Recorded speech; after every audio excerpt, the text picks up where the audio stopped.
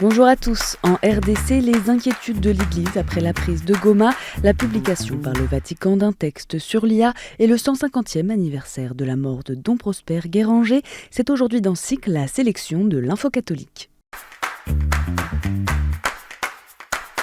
En République démocratique du Congo, les rebelles du M23 ont pris le contrôle de Goma, la capitale de la province du Nord Kivu, au nord-est du pays. Monseigneur Micha Lescovar, nonce apostolique en RDC, décrit sur Vatican News une situation de siège avec des victimes et des corps des morts jonchant les rues. 12 organisations internationales dénoncent de graves violences commises contre la population civile, isolée du reste du pays, sans eau ni électricité et sans ravitaillement alimentaire. Une partie de l'hôpital général Charité Maternelle a également été bombardé, causant la mort de nouveau-nés. Dans un communiqué, l'évêque de Goma, Monseigneur Willing Gumby, s'est dit écœuré par cette attaque et a appelé au respect absolu de la vie humaine. Ce mercredi, lors de l'audience générale, le pape François a exprimé sa préoccupation devant l'aggravation de la situation sécuritaire et a exhorté les parties en conflit à mettre fin à toutes les formes de violence dans le pays. À quelques jours de l'ouverture à Paris d'un sommet international pour l'action sur l'IA, le Vatican a publié un document mardi intitulé Antiqua et Nova sur la relation entre l'intelligence artificielle et l'intelligence humaine. Signé par les dicastères pour la doctrine de la foi et pour la culture et l'éducation, le texte d'une trentaine de pages offre une synthèse de la réflexion de l'Église sur l'IA de plus en plus centrale dans nos sociétés. La note souligne à la fois les opportunités de l'IA, son potentiel de servir l'humanité et de contribuer au bien commun, mais aussi les risques que son développement comporte, notamment dans la désinformation et les contextes de guerre. Citant à de nombreuses reprises le pape François, le document met en garde contre l'idolâtrie d'une technologie qui n'est qu'un pâle reflet de l'humanité et à qui il manque la sensibilité et l'ingéniosité humaine. En Bretagne, le niveau des rivières continue de monter après les fortes pluies de cette semaine et les violentes inondations qui ont notamment touché plusieurs grandes villes d'Ille-et-Vilaine, comme Rennes ou Redon. Dans le sud du département, le pic de crue n'a pas encore été atteint et est attendu pour samedi. Ce mardi, le diocèse de Rennes a publié un communiqué en soutien aux victimes des inondations. Reconnaissant l'ampleur exceptionnelle de ces crues, Monseigneur Pierre d'Ornelas, archevêque du diocèse, salue l'engagement des secours qui sont venus en aide aux sinistrés. Face au débordement de l'eau, la solidarité n'est pas impuissante, affirme-t-il, appelant les catholiques à prier ce dimanche pour toutes les personnes que le désespoir assaille, parce qu'elles ont perdu sinon tous leurs biens, du moins une grande partie d'entre eux.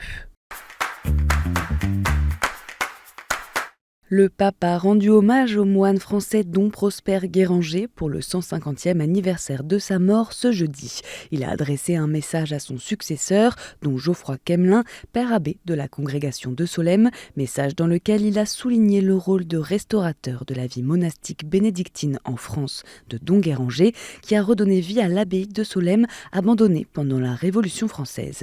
François a également souligné l'importance des travaux de Dom Guéranger en faveur du retour des diocèses de France à l'unité de la liturgie romaine qui, selon lui, ont permis la redécouverte historique, théologique et ecclésiologique de la liturgie comme langage de l'Église et expression de sa foi.